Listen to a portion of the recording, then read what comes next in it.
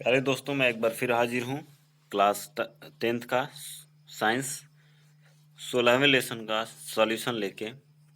आइए देखते हैं प्राकृतिक संसाधनों का प्रबंधन।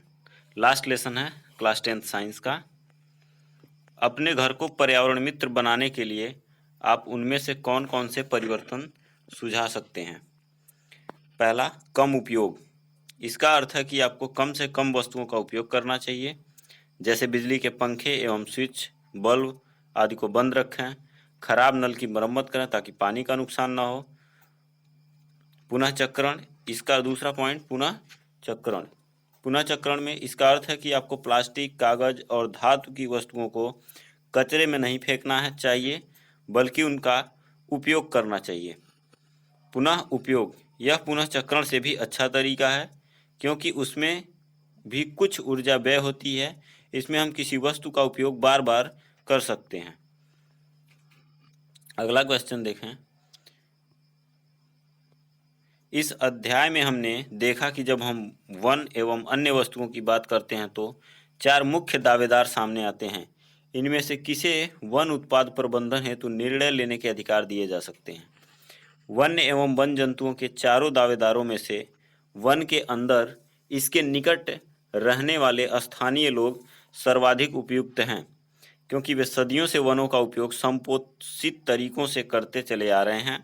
वे वृक्षों के ऊपर चढ़कर कुछ शाखाएं एवं पत्तियां ही काटते हैं, जिससे समय के साथ साथ उनका पुनः पूरण भी होता रहता है। इसके अनेक प्रमाण तथा बेकार कहे जाने वाले वन मूल्य 12.5 करोड़ आंका गया है।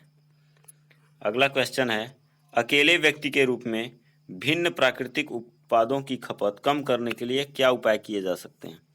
प्राकृतिक पदों की खपत कम तथा निम्न तरीकों से की जा सकती है। CFLs का प्रयोग करके, CFL जो बल्ब आते हैं, सौर कुकर, सौर जल उष्मक का प्रयोग कर, कोयले, केरोसिन और LPG की बचत की जा सकती है। अगला, टपकने वाले नलों की मरम्मत कर हम पानी की बचत कर सकते हैं। रेड लाइट पर कार या AC वाहनों को बंद करके पेट्रोल और डीजल की बचत की जा सकती है। एक एक नंबर वाले प्रश्न हैं। जल का संदूषित होना किस वर्ग के जीवाणु की उपस्थिति को दर्शाता है। कोलीफॉर्म जीवाणु होते हैं, जैसे एस्कैरिसी कोलाई हो गया। ठीक है। अगला क्वेश्चन है आपका, जैव विविधता किसे कहते हैं। जैव विविधता का अर्थ है किसी क्षेत्र में पाए जाने वाले पादप जाति और प्राणी जाति की विभिन्न स्पीसीज, जहाँ भिन्न भिन्न प्रकार के पेड़ पौधे और जीव जंतु उपस्थित होते हैं, उनकी विविधता को ही जैव विविधता कहते हैं। जीवाश्म ईंधनों का अगला क्वेश्चन, जीवाश्म ईंधनों का विवेकपूर्ण ढंग से उपयोग करना क्यों आवश्यक है। आंसर देखते हैं। जीवाश्म ईंधनों का विवेकपूर्ण ढंग से उपयोग करना आवश्यक है, क्योंकि यह सीमित है और अनवीकरणीय है तथा इससे प्रदूषण बढ़ता है। इसको दोबारा बनाया भी नहीं जा सकता और ये खत्म हो जाएगा, इसलिए इनका हमें सीमित और विवेकपूर्ण ढंग से उपयोग करना चाहिए। GAP का पूरा नाम लिखो। GAP I mean Ganga action plan. G से गंगा, A से एक्शन, P से प्लान। चिपको आंदोलन कहाँ हुआ था। चिपको आंदोलन नेचर कंजर्वेशन के लिए बहुत ही फेमस आंदोलन रहा है, जो गढ़वाल के रैनी नामक गांव में हुआ था। चिपको आंदोलन का क्या कारण था। चिपको आंदोलन स्थानीय निवासियों को वनों से अलग करने की नीति का परिणाम था। गांव के समीप वृक्ष काटने का अधिकार ठेकेदारों को दे दिया गया था, इसलिए चिपको आंदोलन हुआ था और इसका नेतृत्व सुंदरलाल बहुगुणा ने किया था। ध्यान दीजिएगा, किसने किया था। सुंदरलाल बहुगुणा ने। जैव विविधता के नष्ट होने से क्या प्रभाव हो सकते हैं। आंसर देखें। जैव विविधता के नष्ट होने पर पारिस्थितिकी स्थायित्व नष्ट हो जाता है। पारिस्थितिकी स्थायित्व, स्टेबिलिटी ऑफ इकोसिस्टम डिस्टर्ब हो जाएगा। 8वां क्वेश्चन, हिमाचल प्रदेश तथा राजस्थान के जल संग्रहण की एक एक पारंपरिक व्यवस्था का नाम बताइए। हिमाचल प्रदेश में कुल्ल चलता है, कुल्ल जिससे क्या करते हैं, जल का संग्रहण करते हैं, और राजस्थान में खादीन जल संग्रहण करने की विधियां हैं। MPN से क्या तात्पर्य है। मोस्ट प्रोबेबल नंबर, सर्वप्रायिक संख्या। मोस्ट प्रोबेबल नंबर, सर्वप्रायिक संख्या, MPN। अगला क्वेश्चन देखें।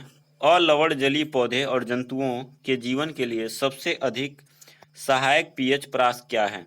न तो ज़्यादा अम्लीय और न ही ज़्यादा क्षारीय। 6.5 से लेके 7.5 तक। 7 पे आपको पता है न्यूट्रल होता है, तो 7.5 तक जाएंगे और 6.5 तक। ठीक है, आगे देखें। एक सफल वन संरक्षण क्रिया नीति में क्या शामिल होना चाहिए? एक सफल वन संरक्षण क्रिया नीति में सभी भौतिक व जैविक संगठकों के संरक्षण के लिए व्यापक कार्यक्रम शामिल होना चाहिए। अगला क्वेश्चन, कोयला तथा पेट्रोलियम के दहन से कौन कौन सी विषैली गैसें निकलती हैं? नाइट्रोजन, सल्फर के ऑक्साइड तथा कार्बन मोनोऑक्साइड विषैली गैसें हैं जो पेट्रोल और कोयले के दहन से निकलती हैं। प्राकृतिक संसाधन किसे कहते हैं? वे सभी पदार्थ जो हमें प्रकृति से मिलते हैं प्राकृतिक संसाधन कहलाते हैं, जिनका हम उपयोग करते हैं और अपने जीवन को, सभी जीव चाहे पौधे हों या जंतु हों, वो सभी अपनी प्राकृतिक संसाधनों का यूज करते हैं। पौधों के लिए भी हमसे कुछ प्राकृतिक संसाधन उपलब्ध होते हैं और जंतुओं को भी पौधों से प्राकृतिक संसाधन उपलब्ध होते हैं, या नेचर के अबायोटिक कंपोनेंट्स जो हैं वो भी प्राकृतिक संसाधन में ही आते हैं। खनन प्रदूषण किसे कहते हैं? आंसर देखें। खनन प्रदूषण इसलिए होता है क्योंकि धातु के निष्कर्षण के साथ बड़ी मात्रा में धातु मल भी निकलता है, जो प्रदूषण का स्रोत होता है। जल संभर प्रबंधन क्या है? जल संभर प्रबंधन का तात्पर्य है जल एवं मिट्टी का संरक्षण करना। जल एवं मिट्टी का संरक्षण करना ताकि जैव मात्रा का उत्पादन में वृद्धि हो सके। तो आई होप कि आपको वीडियो बहुत अच्छा लगा होगा और 15 क्वेश्चन का सॉल्यूशन आपको मिल गया, जो लास्ट लेसन हाई स्कूल के साइंस के चैप्टर का था। ठीक है, आगे हम इसी तरह से वीडियो लाते रहेंगे, आप हमें सपोर्ट करें।